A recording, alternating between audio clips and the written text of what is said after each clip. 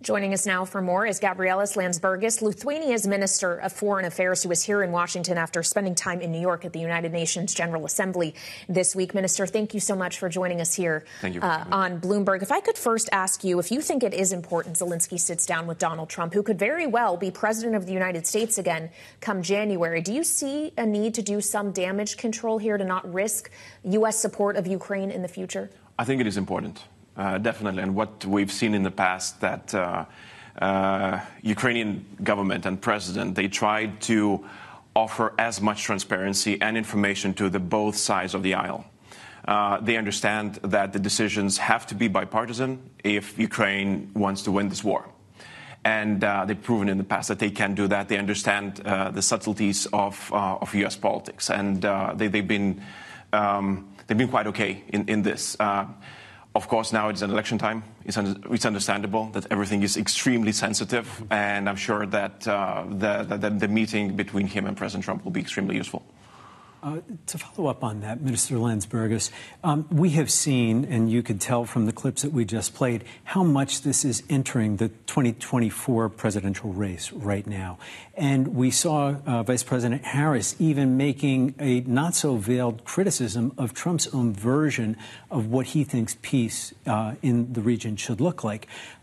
As somebody whose country sits on the doorstep of Russia, how do you view this political back and forth here in the U.S.? Does it undermine your confidence at all?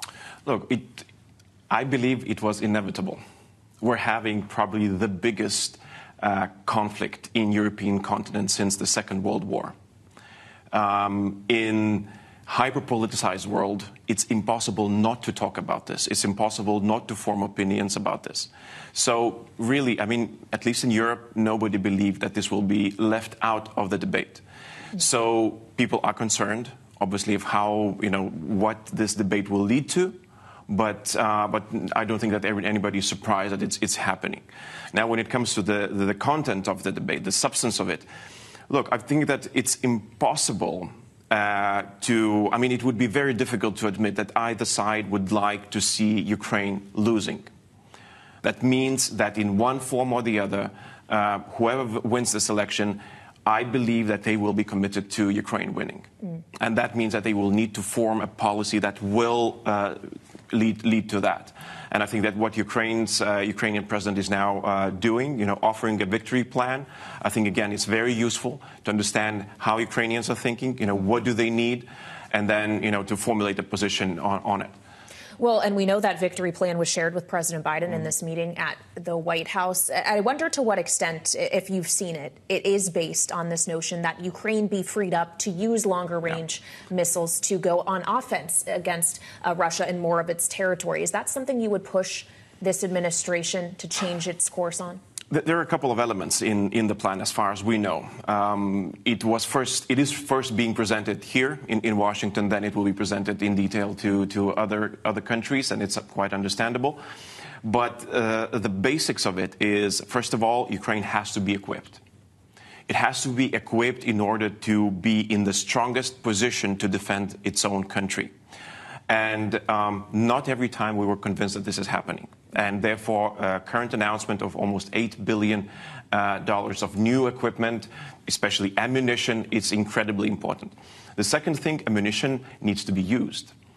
If you provide it, but you don't allow to use it, well, it's not as helpful as it can be. So you do think the Biden administration needs to be more liberal in the ways in which it allows this to happen? I think, yes, definitely. I mean, in order for Ukraine to push Russia, to a corner where they would be, able to shift the dynamics of the battlefield, they have to be able to target logistical sites, launch sites, rocket missile launching sites, and other areas from which Russia is attacking or supplying the front line.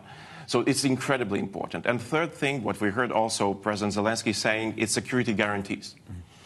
If we want to see Ukraine in the future rebuilt with people who are returning and, full-fledged part of the Western world, we have to guarantee their security so that 2014 scenario is not repeated once more. because they were not given security guarantees in 2014, and we have the war in 2022. Now, we cannot repeat the same mistake again. Therefore, I fully support President Zelensky's request to really commit to their security. And, there's no other security guarantee that Europe believes more than Article 5 of Washington Treaty. Mm-hmm.